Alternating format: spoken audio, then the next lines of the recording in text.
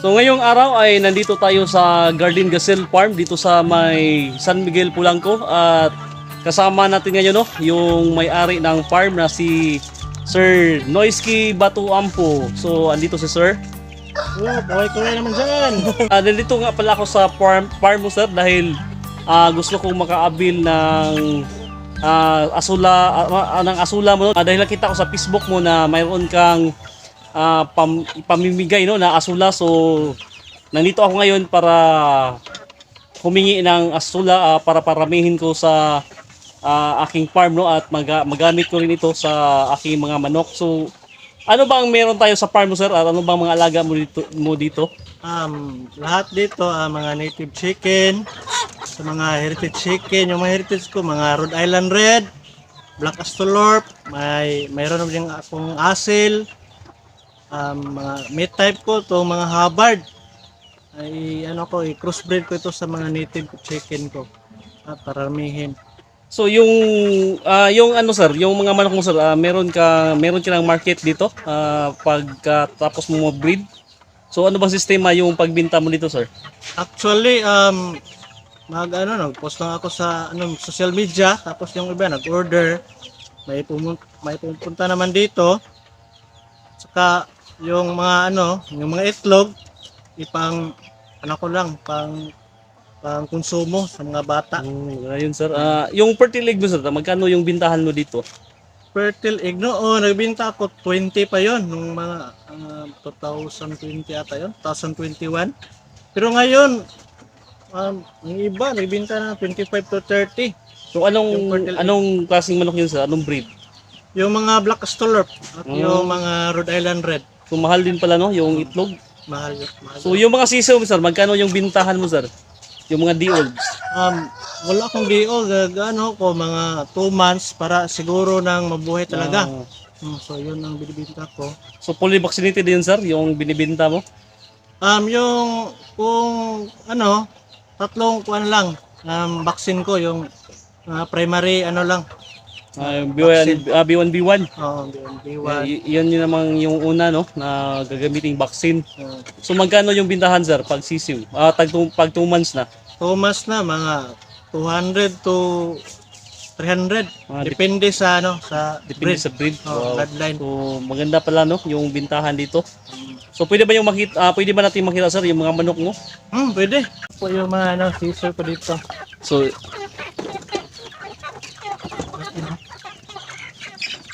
ilang months na ito sir? Ito 2 months na to. Running 3 months na. Running 3 months. So pwede na yan ibinta no? Binenta. Yan yung sinasabi mo na tag 200 o 300? 200 to 300. So ano yung patukan natin dyan sir? Yung patoka po, mix po ng commercial feed, saka yung mga sula, yung mga dito lang sa tabi-tabi natin makukuha yung mga yung mga kamote tops. Yes, maganda rin sir. Yan din yung ginagamit ko sa farm. Para makasibling. So mix na ba yan sir, yung breed niya? Ito mix na to. Collect from iba't ibang bloodline. So yung sa kabila sir? Ito rin to. Yung mga yan sir, Rhode Island Red? Ito crossbreed na to. Yung native ang kanyang ang mother niya, tapos ang father niya yung Hubbard. So kaya pala brown no? Mix na siya. So ilang months na yan sir? Ito running 4 months na to. So malaki na no? 4 months. So siguro hindi pa yan na sa concert lupa, nakatapak sa lupa dahil yung kanyang balahibo ay tumatayo pa. hindi pa to na-expose sa lupa. So pati yan sir, binibinta mo rin? Ito pang-konsumo na rin to. Pang-konsumo. Pang-pamilya. Pang-ulam lang to. So ito yung sit-up ni sir no, ng kanyang yung tawag nito battery type cage. So pang breeding purposes ito. Meron siya mga tandang sa ibaba, yun malalaki yung mga tandang niya. O saan sir, ano siya kanang tawag na naked neck? Naked neck. So, ang laki niya, no? Ilang kilo yan, sir? Mga 3 to 4 siguro. Abot pa kaya yun ng 5. Depende 5 kilos. siguro. Oh.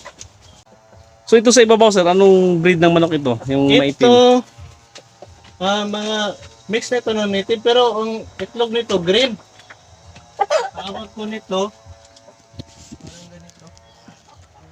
Parang green. Ganito, parang green egger ata siguro to.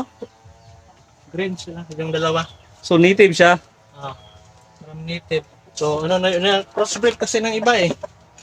So, hindi na siya pure native, bali improved native na yan, sir? Yung itlog niya, green na. Iba na siya.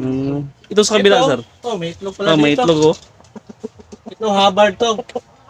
Ano? Hubbard saka yung ang tawag doon? Yung kaber? Kaber. Mix na to. So, ang ginawa mo, sir, kukunin mo siya dyan tuwing umaga tapos pakastahan. Oo. Pakastahan siya. So, gumagamit kayo ng incubator dito, sir? Natural lang, walang incubator dito. Ano lang. So, anong gamitin mo, sir, na manok na maglilimlim? Yung native? Yung native. Pero ito, maglilimlim din ito. Mo ba? Ang hindi maglilimlim dito, itong ito itong Black Astolorp, itong Rhode Island Red. So, ano pong tandang, sir, ng Hubbard. may Paris na Hubbard, oh. Hubbard ito. Crossbreed ko rin yan. Tapos ito, puro Rhode Island Red. So, ito yung pure na Rhode Island Red. Rhode Island Red to. Ito mga, mga asel to. Ito yung Asel. So, malalaking klase, no? Mataas. Galing Indonesia. Indonesia. Ito dito, may simis mo din ako dito.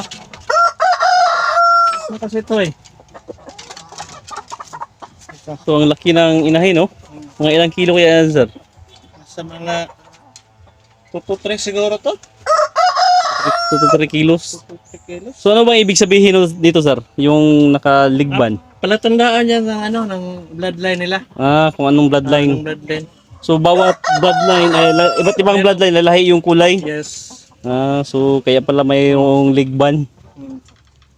Lagyan ko para madali lang may trace ang nila. Sir, no? So, itong kainahin, sir, ano ito, sir? Yan, yung sampin. Yung sampin. Sampin. Yung sampin. So, ito yung Rhode Island naman. Rhode Island mix ng yung tawag dito, yung tambuha. Kaya ba tumatayo yung balahibo, sir? Ganyan talaga. Talaga siguro sila. Ito, asil to. Asil pala yan. Mix din ito. Ngayon lang ito na transfer ko dito. So, for breeding purposes na yan, sir? I-ready ko na to. Pinupurga ko muna, tapos paliguan. So, ano bang ginamit mo pang purga, sir? Ginagamit ko dito yung astig. Astig. Astig. Sa akin, sir, ay minsan yung magamit ako ng bastonero. Kahapon, nagpurga ako. Ang gamit ko ay yung betel nut. Yung tinatawag na bunga. Yes, bunga. Magamit din ako ng bastonero, yung mga sisiw. Yung sisiw. So, anong sistema mo, sir, dito sa pag-dispose ng mga itinang manok? Actually, yung iba, pinatuyo ko dito sa ibabaw. Kasi mainit kasi dito eh. Para madali siya matuyo, no? Pag matuyo na siya, pwede na pangabono na natin. Pananim natin. So, bilang yung organic na pataba, no? Ginagamit ko to sa sa asola. Mo ba? So, Ganun ba? ibabad ng 3 to 5 days, tapos pwede na ilagay sa asulahan, asula farm. So, hindi ba pwede natin i-direct yung iti, sir? Sa asula? So based on my experience, hindi kasi mamula yung asula, parang acidic siguro. Kasi yung iti ay mainit siya kasi. Pag pati nga sa halaman ay hindi siya pwedeng i-direct itanim. 1 week pa bago siya pagkalagay ay 1 week pa after bago siya itanim. Dahil mamamatay yung pananim pag itanim mo bigla. So ganoon din pala sa asula. Sa asula. Yung iba nito, ko ng yung Yung mga African night crawler, meron din ako dito. Meron siyang ano, sir? African Night Roller. Ito, ready na to. Mga abono. Ito. Mm. Ready na to, pang pating medium. Kasi ano, tae ito ng ano, African night crawler. Ready na to, finished product. So yung ibang manure ng manok, dito ko ilagay doon Para ipakain sa ano, sa bulati. sa bulate. Tapos ito, ready to, ano na to, ready to use na to. Pwede pang pating medium. So napaka pino na Pino. kanyang texture. Pwede na din to pang pating medium. Yung iba, ilagay ko sa mga pananim, pinya, Pangpataba. sa mga niyog. So hindi makakompleto no yung farm visit natin ngayon kung wala tayong madadalang rambutan, kaya ito yung may-ari ay nangunguha na no ng rambutan para panghimagas. So yan no, napakaraming rambutan dito. So sa mga gustong bumili ng rambutan, mag-PM lang kayo no. Pilang kilo anit, sir? Wala, siguro to. 40 lang siguro. 40 pesos per kilo lang. So since marami pang rambutan no, dahil season ngayon ng rambutan at napakarami lang rambutan, so 40 pesos per kilo lang. Bang po, naharbisan na yun. Tulad lang dito sa may perimeter lang siguro ng bahay. Ang merong wala pang na-harvest.